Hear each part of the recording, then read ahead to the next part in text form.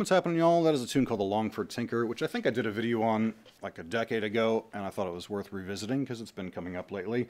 I played that initially on the flute. Feel free to play it on flute or whistle, D-whistle, obviously.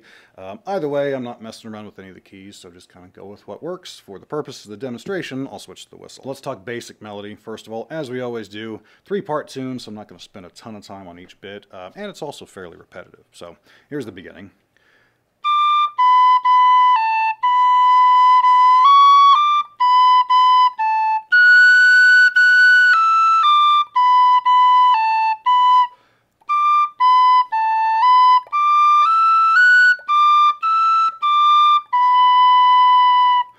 The whole A part, really. There's a few variations that you can mix in. Hopefully you caught as I was playing it up tempo, which we'll get to when we break it down, the ornaments and all that stuff, but that's the basic melody. Let's jump into the B part, which does go into the second octave here.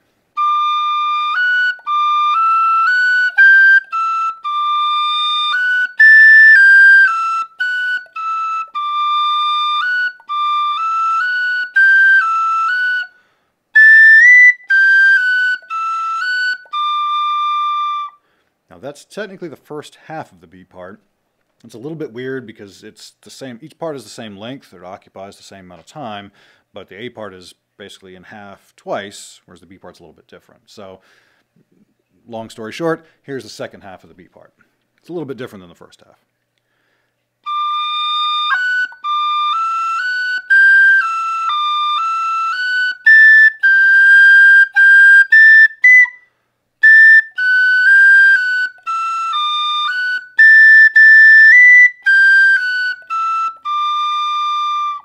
So again, same length, but it's just kind of got some extra notes in it. It's a little bit weird that way between the A part and the B part. The C part is also in the second octave. It's a little bit simpler in that it's fairly repetitive. It's bouncing between a couple of arpeggios. Because it is in the upper octave, be mindful of your hearing and that of anybody around you. It's a little shrill. Feel free to play it down. Here it is in the upper octave.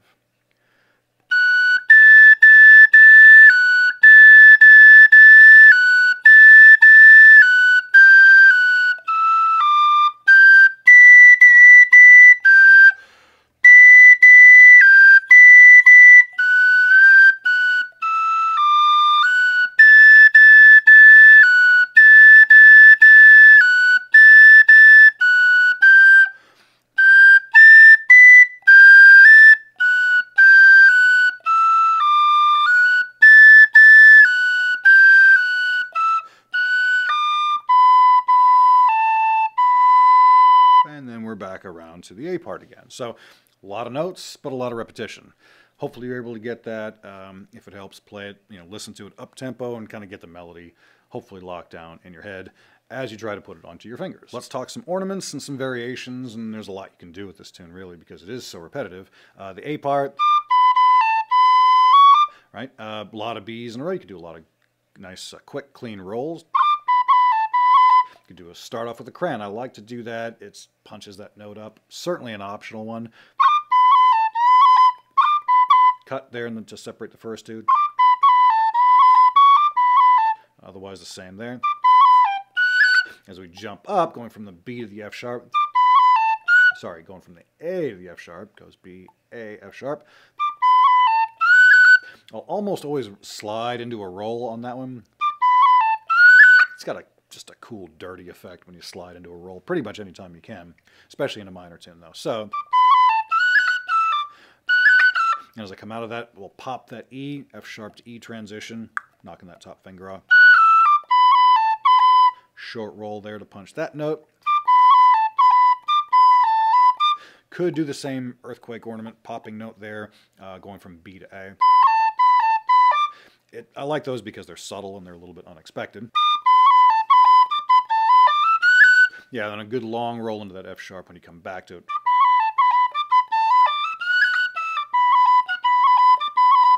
That bouncing phrase that I really like so much is nothing more than short rolls on B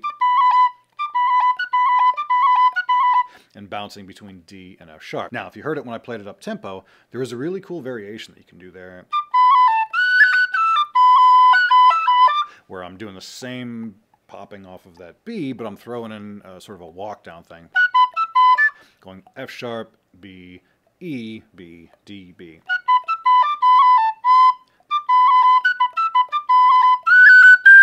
And then back to that long roll in the F sharp, and then sliding into that high A. I wouldn't do anything more than that, but it's a good subtle way to punch that. Could cut it if you want. And it's nice because as you slide into it, you can then come off of that and have a definitive gap between that octave jump.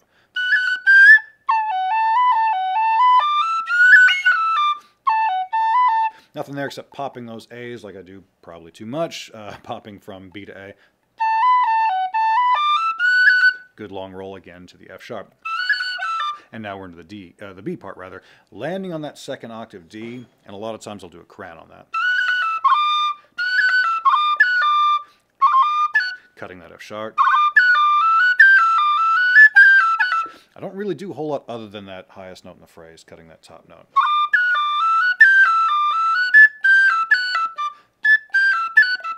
Pretty much every time I come across an F sharp, I seem to be cutting it in the B part. Okay, so jumping up to that top octave, anytime you get into the highest notes in the top octave, that's where you got to be a little bit aware of the stability of your whistle and what you can do with those notes, because sometimes an extra roll or an extra cut will break that note. So just be aware of that. So when I'm playing it, I'll do a short roll in that G, double tap the F sharp, quick little finger bouncy thing, and then just tapping the high A to separate them. Okay, and that's really all I'm doing there because, again, I'm not trying to risk too much. It's shrill and it's kind of loud as it is. We don't really need to punch it up too much. At least I don't think so. Now, speaking of loud and punchy, the B part is nothing but. So top octaves, the little arpeggio between the F sharp and the A. That's how I'm doing that. I'm doing short rolls and just... what else am I doing? Yeah, really nothing else. Short rolls. Tonguing to separate. A couple of things you could do there. I'm really just doing a simple cut on G. And then a lot of times I'll double tap that F sharp as I come down that scale. Same kind of idea on the really high octave, the G and the B. A lot of times I will tongue those notes mostly to give my ears a break, so I'm not just blasting, holding that long note. I'll shorten those. So I'm not hitting that B. I'm hitting that B as short amount of time as I feasibly can, while still hopefully being in time with the tune, if that makes any sense. Finishing that phrase there, really the only thing different is that we're landing on a G, so we're doing a whole long roll.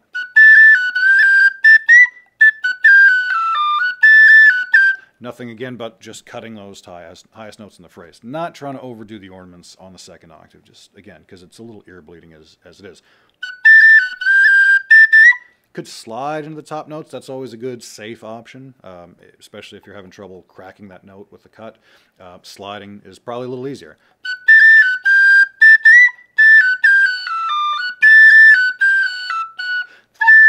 And again, falling down, I almost always hit that F sharp with a double tap.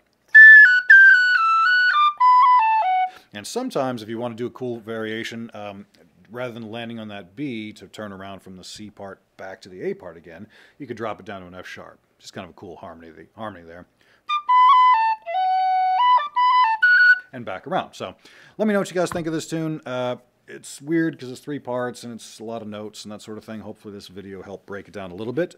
Let me know what y'all think, and I will see y'all in the next one. Cheers.